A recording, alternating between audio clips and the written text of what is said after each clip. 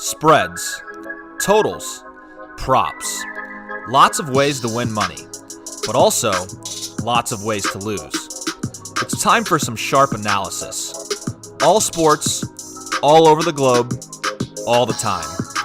Home of the Guest Bettor Jackpot, it's CorBET. Here is your host, Dylan Corbett. Okay, welcome in Monday morning edition of CorBET. Yes, I'm working double time. How about that? I had the old hockey this morning up and early, called 2 games, and now we have some cashing to do. Ty Dalsin is back with us. Guest Bettor Segment again. We're trying to go 7 straight days. Start you off here on a Martin Luther King Jr. Monday. And yes, we do have to highlight Tyler Dalsin. The last 7 days, the heater has been on. Really, the all-time the heater's on with Tyler Dalsin, except on Guest Bettor. But we have kept tabs on him. It's been money.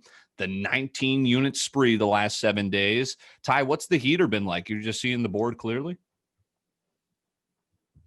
Yeah, I'm seeing the board clearly, luckily for me. Other thing is I'm just going back to the same teams, whether it's over, under for a team or fading a team or riding a team. And luckily, there's been a few of them that have just been cashing.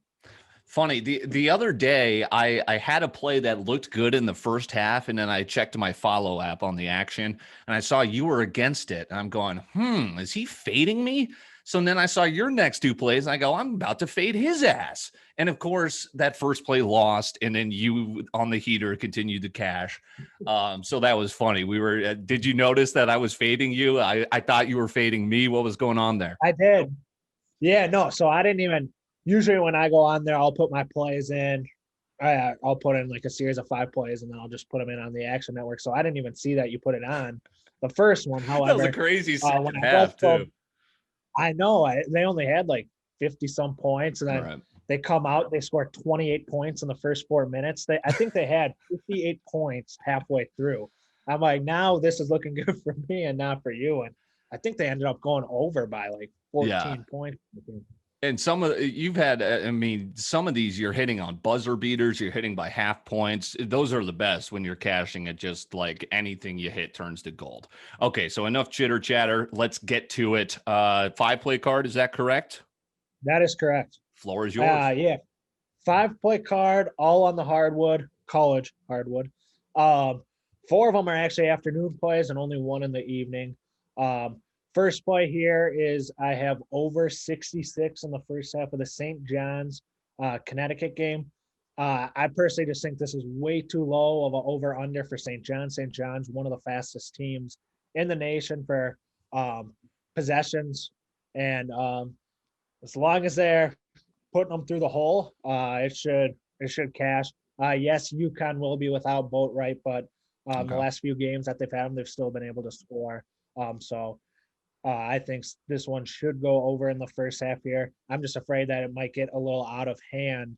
And usually when the games get a little out of hand, as in big point spread, second half, they end up slowing down the possessions, and then they bring in the scrubs. And the scrubs, for some reason, are seeing double vision and can't even hit the rim.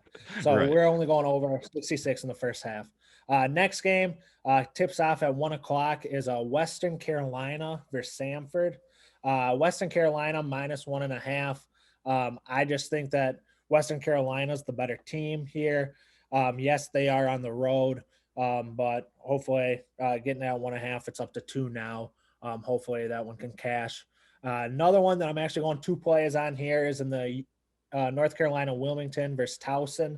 Another one where I think just Wilmington's a better team. However, they have not played in almost a month because of COVID. So that's why I think this line is a little lower than it is. Maybe the books or the line makers think that they're going to come out slow, but Towson is horrendous. And with it being only a 1-point line at half and 2 for the full game, give me both of them. So I got first half and full game there. And my last play here is Citadel +13.5 versus North Carolina Greensboro. No one's respecting the Citadel. Last week they were underdogs by 14.5 when they were at home, and I hit that, and I believe they ended up only losing by 5. But I mean, Citadel can just fill it up. They Sure. are another team that just runs and chucks. North Carolina is another team also that runs and chucks. This game is going to be played, I think, in the 90s. The over-under is at 164.5. And yeah, I think 13.5 is just too much for a team that can score at will. And I don't see either of these teams stringing enough stops together. I think it's going to be in the single digits. Yes, I don't think Citadel covers, but I think they end up losing by 10 or less. Gotcha. So that will round out my card there. Yeah, 5-play card. Speaking of funny over-unders, take a look at this NBA game right now. They barely just cracked 100 points in the third quarter's ending. I like the under there. Did I just jinx myself? Maybe. I haven't really had time to cap, so the only thing I have for you here on CorBET, maybe I'll tweet out an NBA prop or two later. But here's the soccer parlay I've got for you. Arsenal, AC Milan. Nothing great here with the two-team parlay, but it is plus 137. See if we can get the two favorites on the lone two soccer games in terms of club soccer at the European level.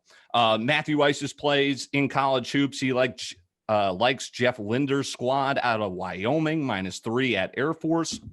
And then the casual fade of the Mississippi Valley State University Delta Devils. He's got Southern -23.5.